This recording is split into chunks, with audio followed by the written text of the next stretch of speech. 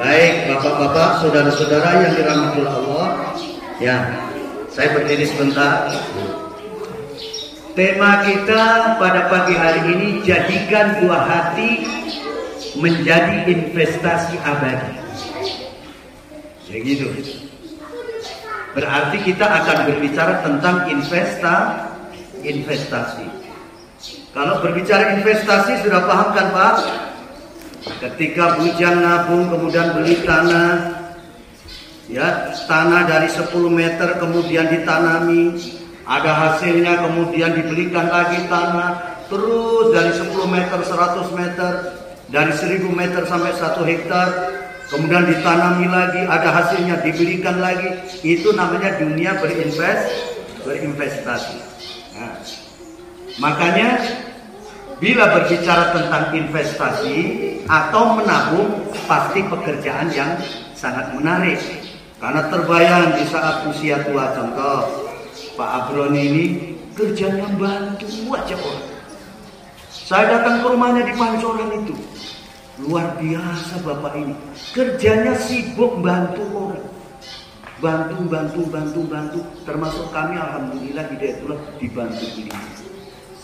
Nah, akhirnya apa? Kehidupannya itu senantiasa di bawah naungan Al-Quran.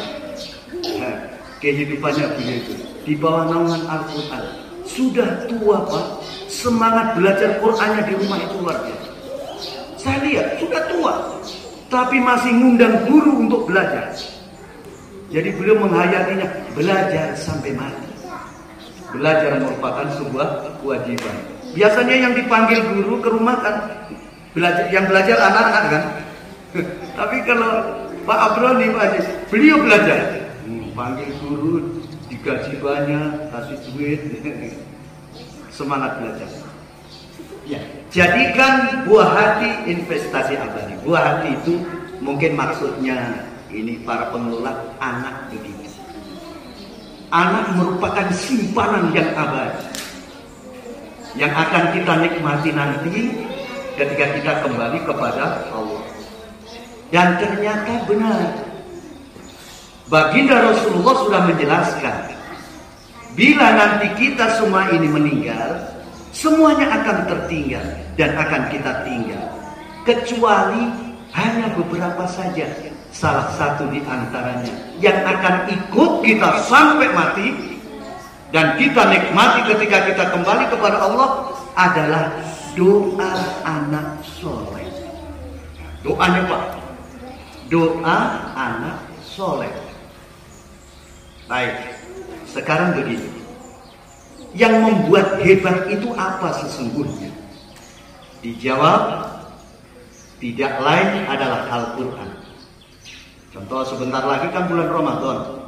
Kenapa bulan Ramadan itu bulan yang diagungkan? Karena di dalam bulan Ramadan turun Al-Quran.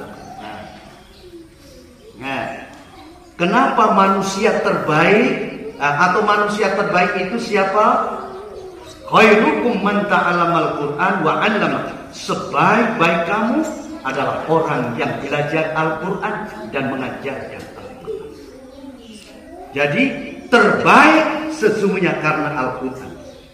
Sampai tingkat berbicara tentang anak, Al-Quran yang agung itu mengabadikan dalam satu surah.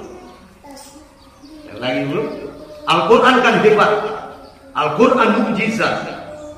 Itu Al-Quran itu agung, nggak boleh pegang ini. Bayangkan kertasnya saja tidak boleh dipegang kecuali bersuci. La yamussuhu illal mutahharun. Nggak boleh dipegang Quran ini. Ini bayangkan saking hebatnya dia ini. Dan ini perkataan Allah yang menyimpan kekuatan. Salah satu contoh ini kekuatannya. Ini nggak usah di buku-buku yang terbukti. Beberapa ayat ini masuk di pikirannya Pak Abroni Nasution. Dan Pak Abroni Nasution ngerti apa yang dibelanjakan untuk Islam, untuk syiar Islam tidak hilang. Maka kerjanya Pak Abroni juga bantu saja. Termasuk ini kalau saya hitung Berapa miliar kira-kira tanah ini? Ya kan Bu? Sekarang satu tapak berapa di sini untuk bikin rumah? Kira-kira berapa Pak? Satu kapling untuk bikin rumah gitu Pak? 25 juta. Ukurannya berapa kali berapa Pak? 10 kali 15. Kalau yang diazamkan oleh beliau ini dalam suratnya itu 5 hektar. Berarti 50.000 meter. Itu berapa kapling? Hitung coba pakai kanan sambil aku lanjutkan ceramah. Hitung dulu karena saking banyaknya harus pakai kalkulator. Baik. Ketika Al-Quran itu bersemayam di pikiran orang, maka akan lahir perilaku yang menakjubkan. Makanya di dalam surah Al-Qalam, wa innaka la'ala khuluqin adzim. Kepribadian yang agung itu karena dibangun dengan Al-Quran. Contoh, adik-adik ini coba lihat. Karena dia masih kecil dengar ada nyanyi-nyanyi Al-Quran. Kemudian gurunya juga berwudu, gurunya sholat. Kemudian ada doa. Nah, tengok dari mukanya aja menyenangkan. Ya kan? Ini masih kecil-kecil.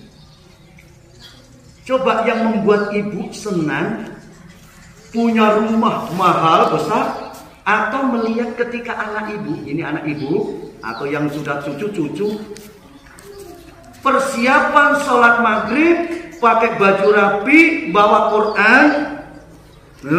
Quran, kemudian dia datang kepada ibunya, ibu, seandainya di sini ada namanya Zaki ke masjid,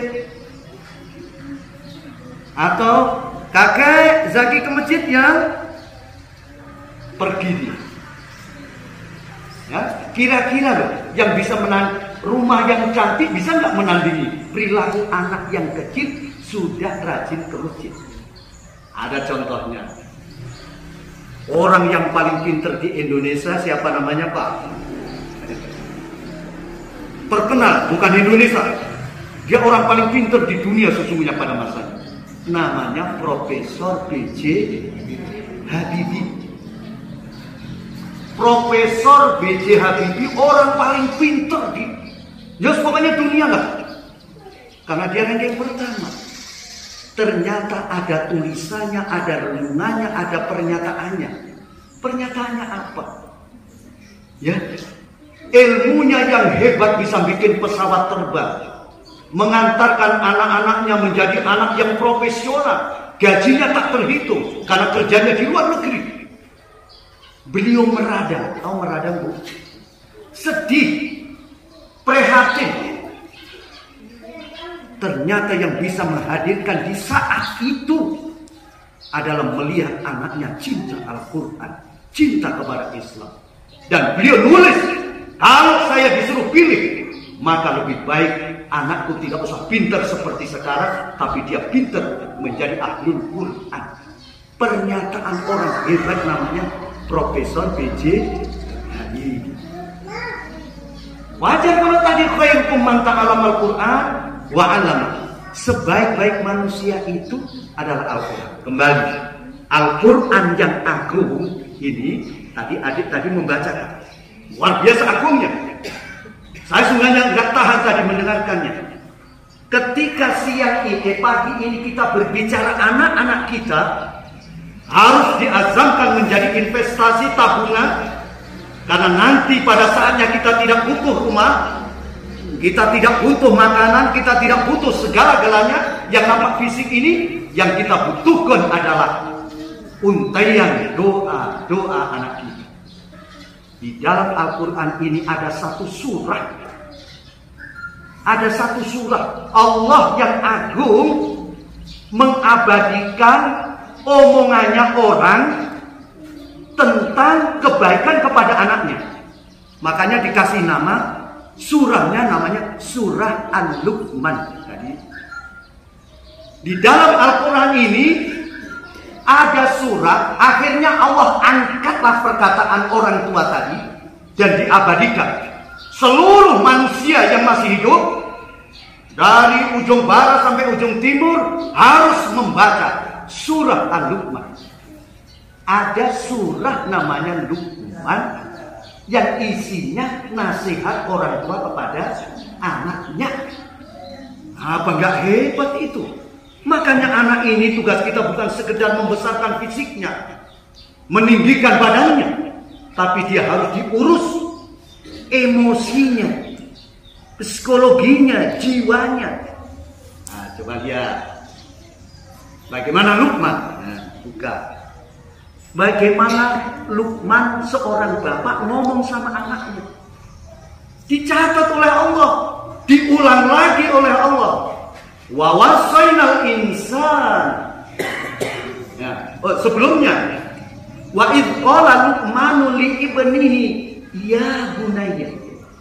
Dan ingatlah tatkala Luqman bapak itu bapaknya ngomong sama anaknya. Ya bunayya, wahai anakku, la tusyrik billah. Jangan sekali-kali kamu mensyirikkan Allah. Tapi sebenarnya bukan itunya. Saya cuma kepingin mengingatkan kita semua, diri saya. Masya Allah, omongan seorang ayah diangkat kembali oleh Allah yang Maha Kuasa menjadi bagian daripada Al-Quran. Menjadi bagian daripada Al-Quran. Berarti ya, hubungan antara anak dengan bapak, antara ibu dengan anaknya menjadi sesuatu yang agung dalam pandangan Allah. Saking pentingnya kehidupan dalam berumah tangga, baginda Rasulullah yang mulia mengatakan, rumah madrasatul ula. Rumah itu sekolah pertama. Rasulullah sudah menetapkan rumah-rumahmu itu sekolah. Namanya sekolah, maka bapak ibunya sebagai guru. Sebagai guru. Makanya semua contoh, saya orang Jawa, ya kan? Anak saya tidak lahir di Jawa.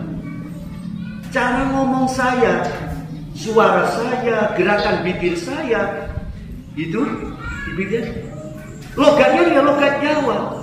Padahal saya tidak mengajarkan bahasa Jawa. Akhirnya model ngomong anak saya logatnya Jawa. Padahal istri saya itu orang Bugis. Itu satu contoh. Semua yang dilakukan oleh ayah ibunya akan diduplikasi, akan ditiru, akan dikonsumsi oleh anak-anak. Gitu. Makanya Pak, ini sesungguhnya tema ini harus menjadi pembahasan serius. Ya, saya juga sudah bapak. Ya, saya ini bapak punya anak 6.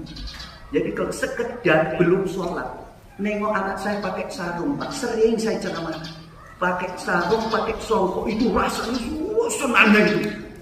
Rasanya mau saya setek jempol kakinya. Kalau saat itu saya punya uang, kasihlah uang itu. Nih, duit. Baru dia cuma terbiasa pakai sarung pergi ke masjid.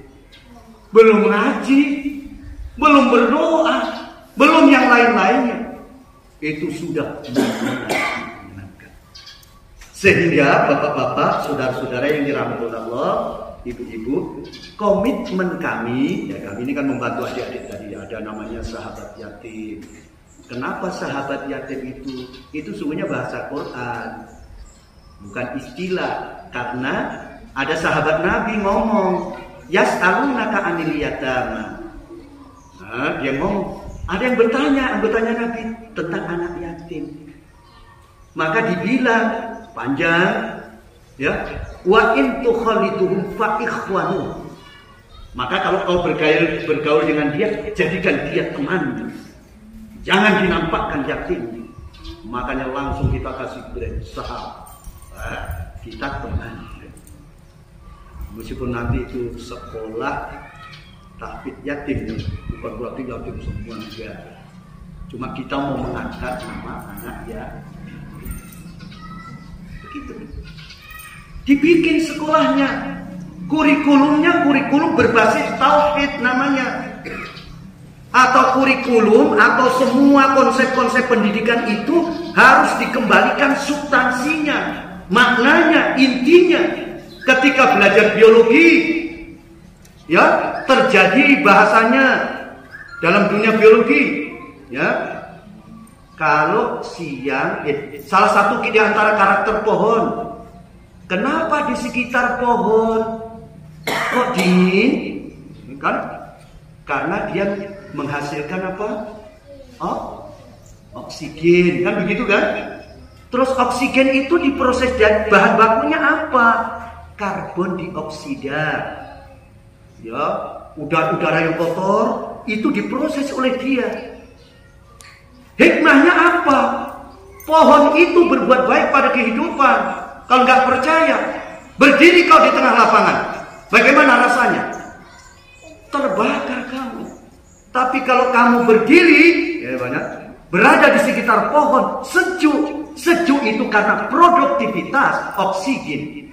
Sesungguhnya dia merupakan alat untuk menerjemahkan hakikat Allah. Begitu, itu biologi kurikulum berbasis tauhid. Nggak boleh diputus. Karena nanti pendidikan sekuler itu akan memutus penjelasannya. Apa? Inilah reaksi ilmiah, berhenti di situ. Nanti berhenti lagi juga dipotong oleh itu orang-orang sekuler. Inilah tabiat sebuah pohon. Tapi hakikatnya tidak. Maka dia itu punya komitmen. Angkat kurikulum berbasis tauhid. Kembalikan semua nilai-nilai pembelajaran kepada apa? Kepada intinya, yaitu Allah Subhanahu wa ta'ala. Kenapa ada panas? Ini kan panas. Ya matahari terbit. Kan cuma gitu kan? Anak kita cuma digitukan kan? Tidak, di Quran Allah menjalankan matahari dari barat ke timur. Itu perintah. Semua itu ciptaan Allah dan diperintah kalau harus terbit. Terbitnya di mana? Tenggelamnya di barat. Nanti kalau dia terbit di barat, berarti sudah tanda-tanda kiamat. Semua perintah Allah. Gitu dia, Pak. Ya semoga ya pancingan dari ini, ya dari pesantren ini mengangkat bahwa anak ini harus diurus. Oleh karenanya kami juga memperkuat penyampaian Bapak Ketua dan tim SIB. Mari kita dukung. Semoga ya sekolah yang membangun sekolah ini meskipun modalnya dikit, ya nanti insya Allah akan jadi. Karena sebelum masuk kelas dia sudah menghafal.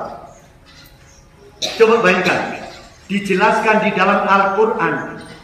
Bila didengarkan di telinga mereka ayat-ayat Allah, bila telinga manusia itu mendengar ayat-ayat Allah, maka yang akan terjadi zadathum iman. Wa idza tuliyat alaihim ayatuhu zadathum iman. Maka sekolah tahfidz ini sekolah yang berdimensi memberdayakan nilai keimanan. Dan apabila dibacakan ayat-ayat Allah, sungguh akan bertambah iman mereka. Makanya masuk kurikulum. Jangan diajar nyanyi-nyanyi sembarangan. Masya Allah. Anak-anak diperdengarkan, dengar Quran. Supaya zadathum imanan, supaya nilai keimanan itu bertambah. Karena sesungguhnya biar dia orang itu tidak Islam, sudah dibuka di dalam Al-Quran. Hatinya nggak bisa bohong. Wala in sa'altahum man khalaqas samawati wal ardh. Di dalam Quran dibuka. Dan kalau kamu tanya sama dia itu adalah orang Yahudi yang nolak Quran. Dan apabila kamu tanya sama dia, siapakah yang menciptakan langit dan bumi? Dia bilang, la yakununallah. Sesungguhnya dia akan bilang, Allah, Allah, Allah. Begitu. Karena memang ada ada nilai-nilai keimanan. Gitu. Sehingga bapak-bapak, ibu-ibu yang dirahmati Allah, ya memang nggak lama ini karena intinya mau apa? Peletakan batu pertama dan tidak boleh lama karena ibu punya tugas di rumah, ya kan? Nanti kalau lama-lama suami marah. Ada apa ini kok lama sekali? Sudah waktunya masak, kan begitu. Kami nggak suka lama-lama karena saya paham ibu punya tugas, bapak punya tugas, makanya terima kasih kehadiran bapak ibu. Pertama minimal semakin tahu, oh pesantren begini begitu, oh sejarahnya begini. Dan ini khususnya ini relawan ini semakin mantap. Seumur hidup kok relawan terus.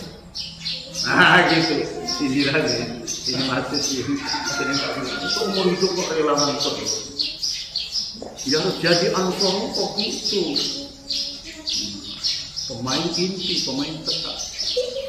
Sekali lagi nanti dibuka di rumah tentang anak diangkat dalam Quran surah Al-Luqman. Poin-poinnya silahkan. Sampai tingkat di dalam Al-Quran itu, di dalam surah Al-Luqman ini, sampai tingkat dijelaskan sama anak-anak kita. Luqman menjelaskan sama anaknya, kalau jalan jangan nampak sombongmu. Kalau ketemu orang jangan membuang muka. Itu bukti kesombongan. Karena sombong itu haram hukumnya masuk surga. Tidak boleh masuk surga. Salah satu di antara orang yang kena penyakit sombong. Dan ciri-ciri sombong itu kalau ketemu temannya dia memalingkan muka. Ada di Quran. Sampai serinci itu nasihatnya Luqman diangkat dan diabadikan dan semua wajib mempelajarinya. Dahsyat. Sehingga berinteraksi bergaul dengan anak merupakan bagian daripada perjalanan dan pesan wahyu Allah Subhanahu wa taala. Makanya pesannya bapak-bapak, ibu-ibu, ayo kita cintai anak kita. Bagaimana caranya? Dekatkan dia dengan Quran. Dekatkan dia dengan Quran. Nah, mulailah ceritanya kecil-kecilan. Kalau di rumah itu ada bunyi-bunyian, kasih murotal gitu. Kasih dikit, yang dikit-dikit pelan-pelan itu, yang ekor itu boleh pelan-pelan dihapus itu. Itu kalau mulai dengar itu kemudian matanya melilit-melilit itu, sudah kayak kesetanan itu, nah itu dihilangkan.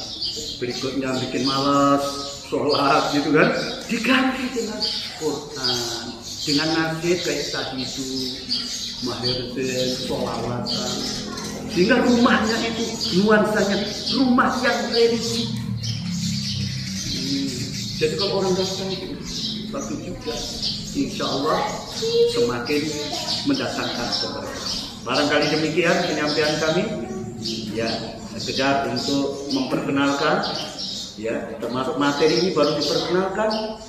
Kegiatan orang tua bercerita sama anaknya merupakan bagian daripada ajaran Al-Quran.